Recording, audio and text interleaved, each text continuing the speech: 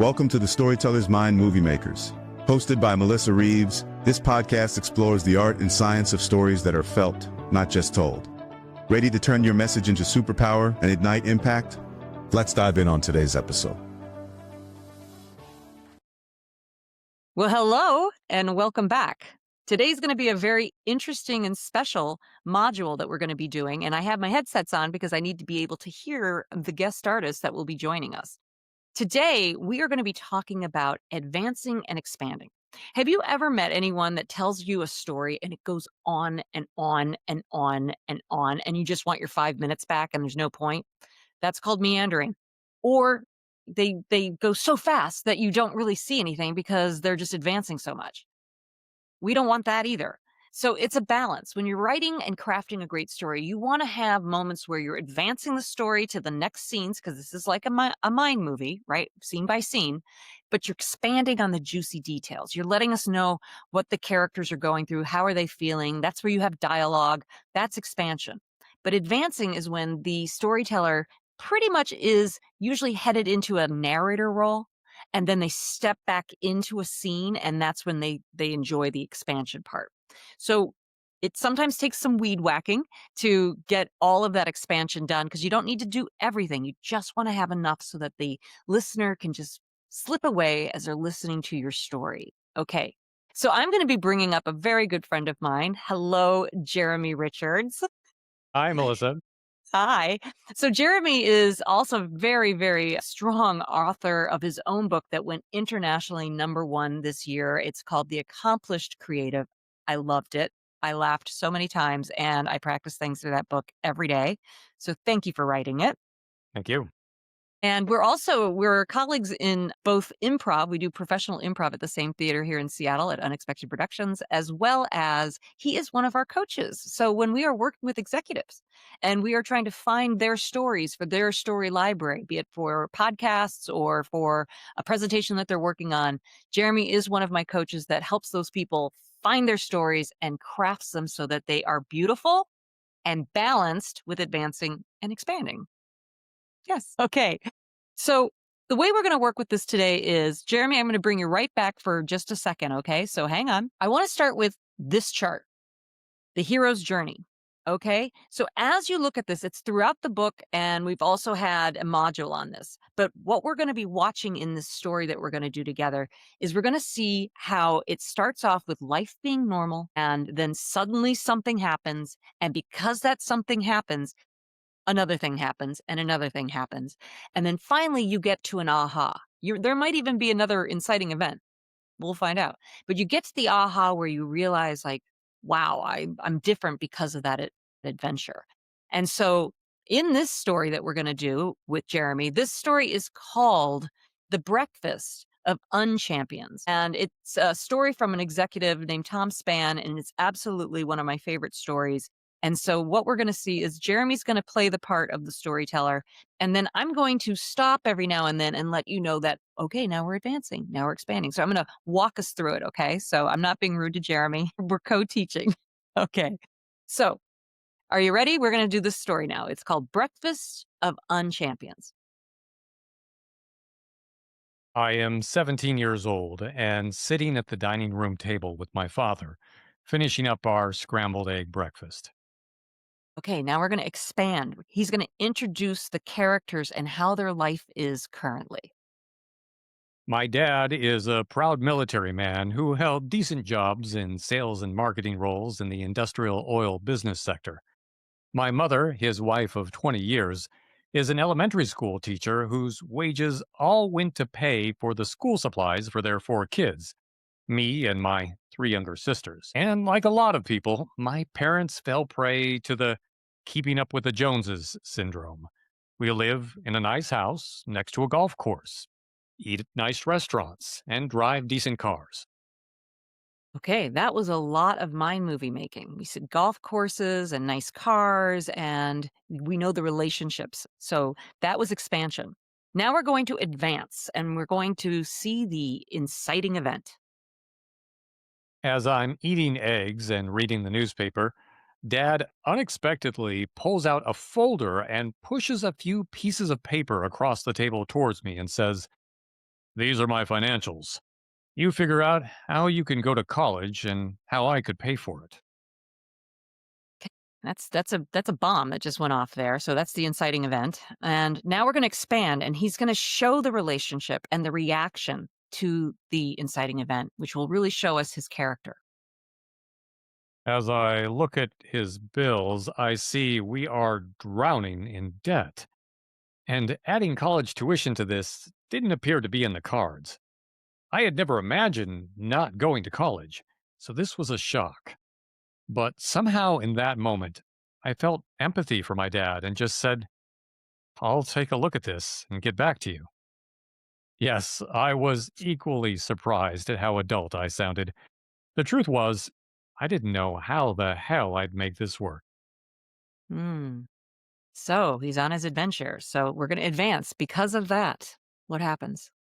So I researched. I learned about colleges in states to keep tuition down. Once I had my plan, I cut a deal with my dad. If I get tuition covered, could you please cover my food costs? He smiled and exhaled and said, Yes. Yeah, nice dialogue between these characters, and you can really feel the relationship. So Crow is active and alive right now. Okay, so now we're going to advance. Because of that, what happens? I was off and rolling, but still not sure how to make it all work. I applied for financial aid. I got 2 jobs while I went to school. Okay, now let's expand a little bit. He's in school. What's it like? One was a work study program in finance. The other was managing the faculty club banquets, which is where I learned how to manage people and lots of moving parts. As a perk, I also got free dinners, so that saved my struggling parents more on food money. Again, shows his character and how he cares about his family. We're going to advance, and there's another inciting event in this story. This worked well until my senior year when my dad had to have an emergency root canal and my little sister wrecked the car. She was fine, but these 2 bills were devastating to us. Okay, so let's expand a little bit more on that. I feared that I wouldn't be able to finish my senior year, but I decided to take a risk. I wrote the university a letter and shared what was happening and that I needed a $1,500 loan to finish my senior year, or I'd have to leave. They looked at my grades and record and had seen me bussing tables at their banquets. They wrote back and said, Here, we'll just give you the $1,500. Aha moment. It blew me away. To get help without any expectation of repayment. I have repaid them as an alumni with interest and proud to have been able to do so. And now we're going to advance. Because of that change in him, he's now a different person. I graduated with about $45,000 in debt. Today, that's about $100,000. But I figured it out in life and paid it off. And even better, so did my dad with his own debt. I suppose we both grew up together. And now the story is starting to come down. He's had his change, he's had his aha, and now we're in the reflection point where you go back to your audience and you share what you learned, the wisdom that you learned. This is why I understand the people we help at Brightside. Sometimes life just tosses things at us, and we need help, but we don't know how to navigate through it by ourselves. That's the secret. You don't have to do it alone. I'm grateful that my dad was honest and brave enough to share the real situation with me.